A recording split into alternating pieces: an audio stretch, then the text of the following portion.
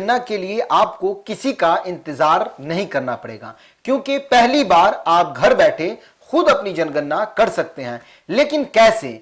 अगर आपने नहीं किया तो क्या होगा और आखिर इसमें पूछा क्या जाएगा, आज हम आपको पूरा प्रोसेस बिल्कुल आसान भाषा में समझाने वाले हैं। नमस्कार, आप देख रहे हैं न्यूज़ 24। मैं हूं असद अली। भारत में अब डिजिटल जनगणना 2026 की शुरुआत हो रही है और इस बार सिस्टम पूरी तरह से बदल गया है।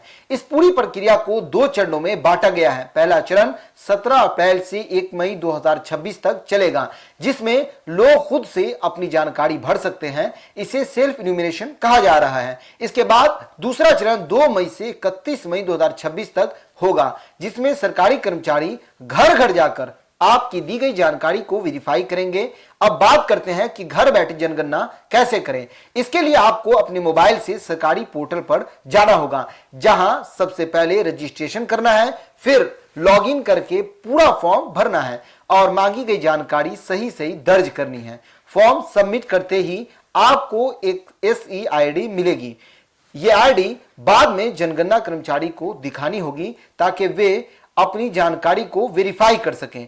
अगर आप खुद से जनगणना नहीं कर पाते हैं तो चिंता की कोई बात नहीं है।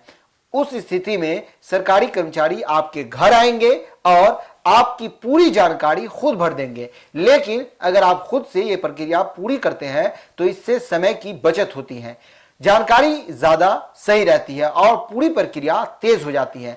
अब सबसे जरूरी सवाल कि आखिर इसमें पूछा क्या जाएगा। इस बार कुल 33 सवाल पूछे जाएंगे। इनमें आपके घर से जुड़ी जानकारी शामिल होगी, जैसे आपके घर की दीवार, छत और फर्श किस तरह का है।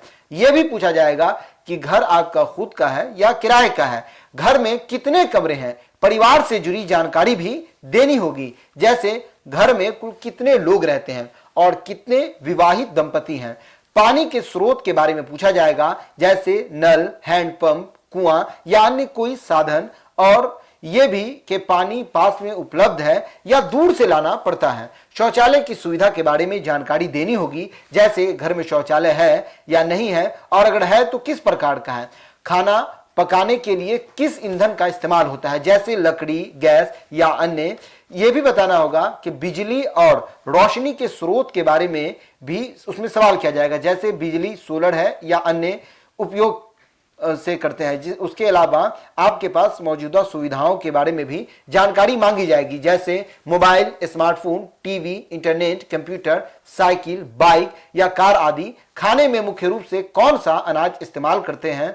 यह भी पूछा जाएगा कि अंत में एक मोबाइल नंबर मांगा जाएगा जो केवल जनगणना से जुड़े संपर्क के लिए होगा। अब सवाल यह है कि जनगणना इतनी जरूरी क्यों है। दरअसल जनगणना से यह पता चलता है कि देश की आबादी कितनी है, लोग किस स्थिति में रह रहे हैं और किस इलाके में क्या जरूरत है। इसी जानकारी के आधार पर सरकार योजनाएं बनाती है और विकास के फैसले लिए जाते हैं। इसीलिए कोशिश करें कि आप खुद से अपनी जनगणना जरूर करें, ताकि सही और जल्दी डेटा सरकार तक पहुंच सके और इस जानकारी को दूसरे तक भी शेयर करें, ताकि हर व्यक्ति इस नई डिजिटल प्रक्रिया को समय रहते हुए समझ जाए और सरकार को फायदा पहुंचा सके। तो इस पूरे मामले पर आपकी क्या राय है, अपनी राय कमेंट बॉक्स में जरूर दीजिएगा। फिलहाल इस पेशकश में इतना ही। आगे की खबरों के लिए देखते रहिए न्यूज़ 24। धन्यवाद।